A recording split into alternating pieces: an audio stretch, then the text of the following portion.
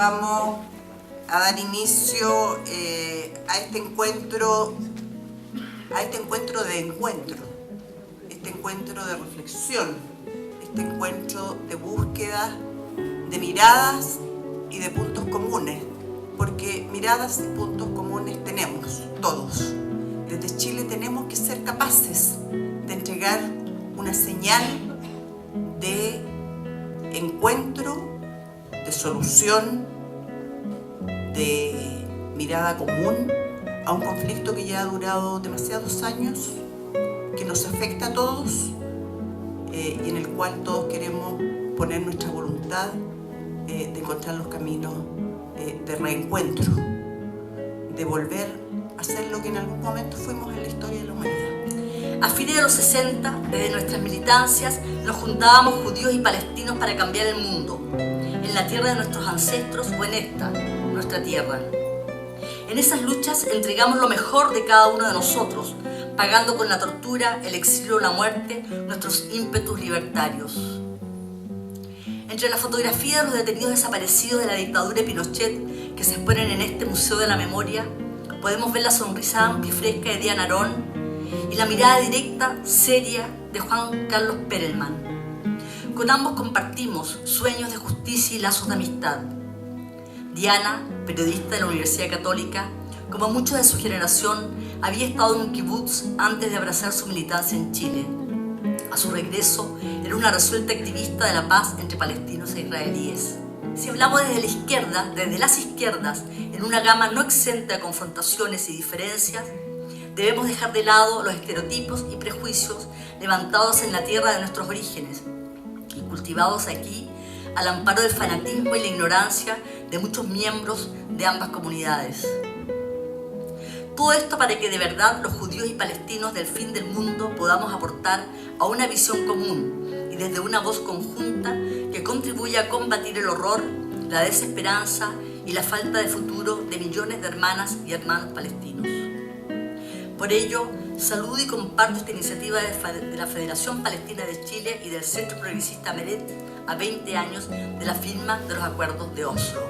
Para mí realmente tiene un significado especial estar aquí en el Museo de la Memoria y al mismo tiempo con esta oportunidad de compartir como hermanos familiares de palestinos, familiares de judíos. La paz es posible.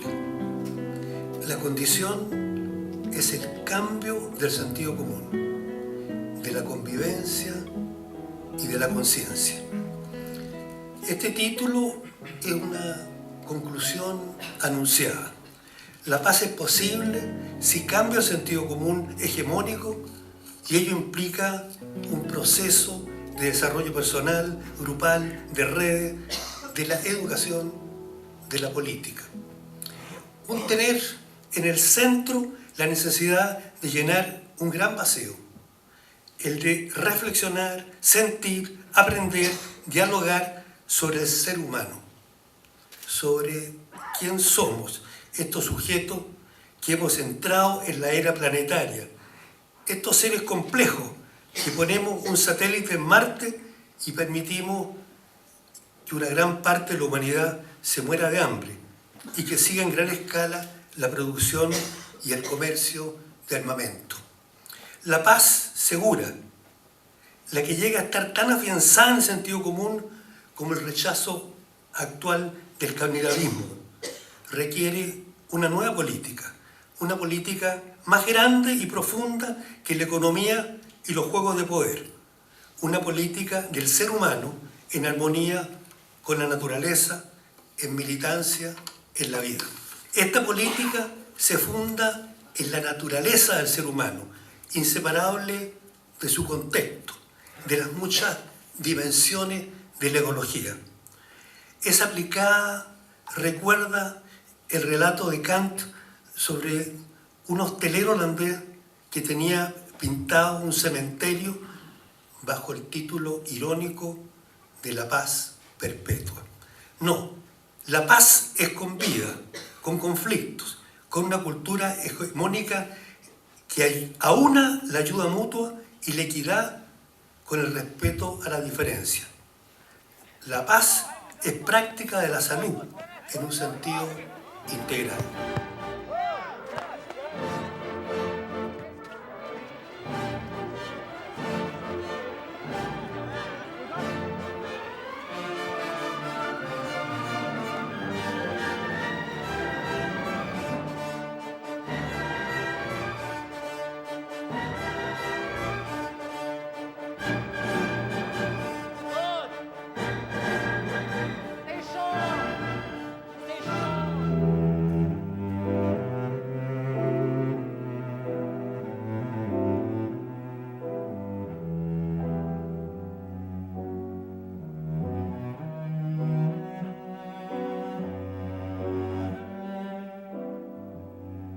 Quiero decir en primer lugar que estoy realmente muy contento de que este encuentro se esté realizando, además con este éxito, aquí en el Museo de la Memoria y los Derechos Humanos. Creo que es el lugar más adecuado, quizás, en Chile para hacer un diálogo como este.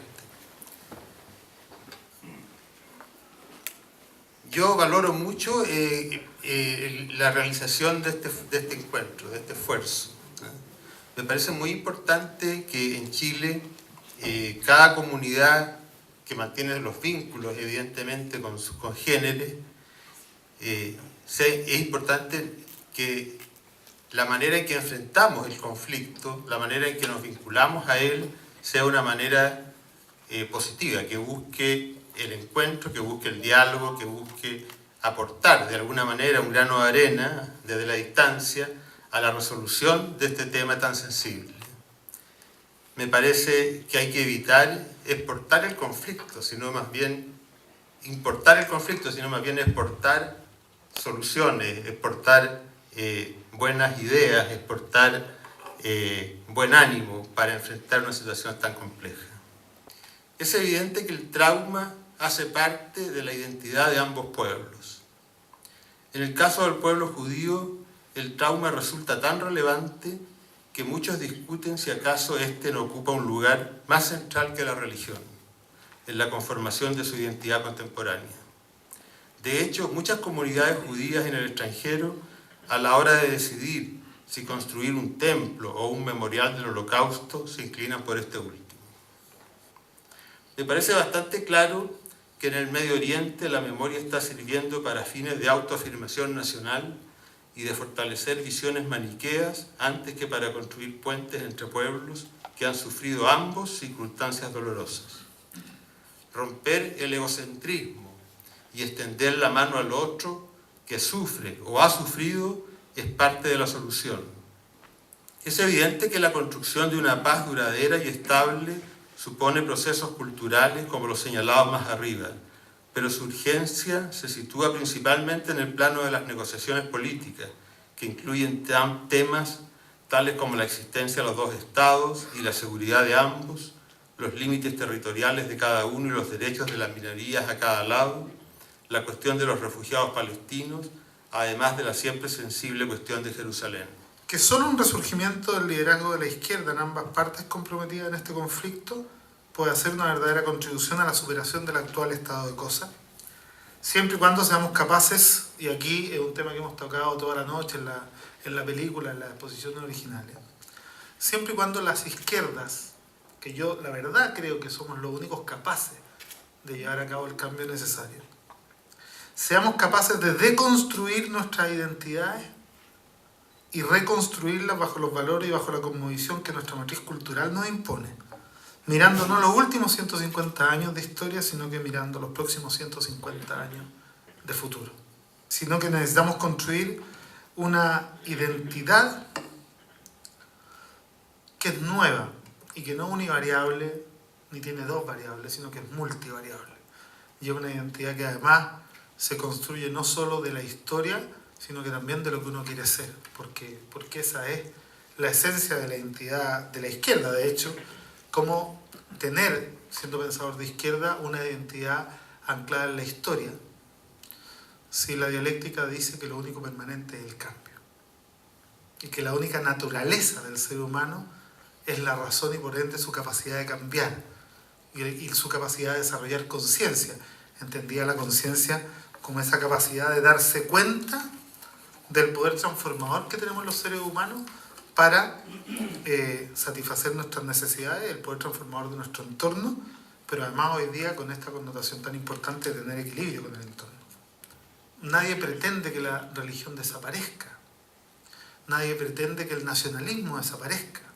Si lo que pasa es que la identidad que puede superar el actual estado de cosas requiere de ubicarla en la escala valórica subordinada a otros valores y a otras partes de la identidad, ¿no? Porque cuando no se hace así, las religiones tienden mucho a generar identidades asesinas y los nacionalismos también, esas identidades que afirman su existencia en la negación de las otras. Un estado en donde la izquierda podría promover el respeto a todos los cultos, pero con un lugar de la religión en la sociedad distinto al de hoy. Y podríamos también promover un Estado laico, democrático para todos y todas, un Estado además en donde hubiéramos, porque la izquierda, ¿quién más que la izquierda puede empezar a discutir desde hoy día los términos de justicia, verdad, reconciliación y reparación? La radicalidad más grande que hoy día nosotros podríamos asumir es efectivamente mirarnos entre iguales, sin el lente deformante de las religiones ni de los nacionalismos. Asumir que cada uno tiene el mismo derecho a los otros. Y si llegásemos de aquí a fin de año a firmar un acuerdo tan formidable, en donde quizás estuvieran nombrados la política y la solución de dos estados, pero solo como un paso intermedio para llegar a la plena integración y al pleno reconocimiento de la diferencia como algo totalmente válido. Yo creo que hay que ser más honestos. Estamos absolutamente condenados a vivir juntos el resto de nuestras vidas. ¿Cuál es la alternativa? Que no sea avanzar hacia una sociedad en donde todos seamos exactamente iguales. 3 meses de derribar los obstáculos que teníamos unos con el otro, de ver al otro como un igual, tal como lo planteó Daniel en su exposición. Yo creo que hacia allá tenemos que ir y hacia allá tenemos que apuntar. Este desafío se convierte en realidad cuando muchos más logran creer que puede ser una realidad. Por lo tanto, yo los invito a seguir pensando y a seguir soñando en que podemos llegar mucho más allá de este primer encuentro y obviamente podemos hacer algo grande más adelante. Nosotros vamos a seguir trabajando para que esto sea así y esperamos contar con ustedes en una próxima oportunidad. Desde el principio, el objetivo de esto no era estar de acuerdo en todas las cosas. Vamos a estar en desacuerdo en muchas cosas quizás para siempre, pero la verdad es que la idea de esto es sentarnos, mirarnos las caras, conversar, discutir de los temas y dar una señal, porque la verdad es que como comunidades en el exterior entendemos que es importantísimo que nosotros demos esa señal. Así que para allá vamos, esto no es la primera cosa que hacemos, el primer paso y van a haber pasos, como miren.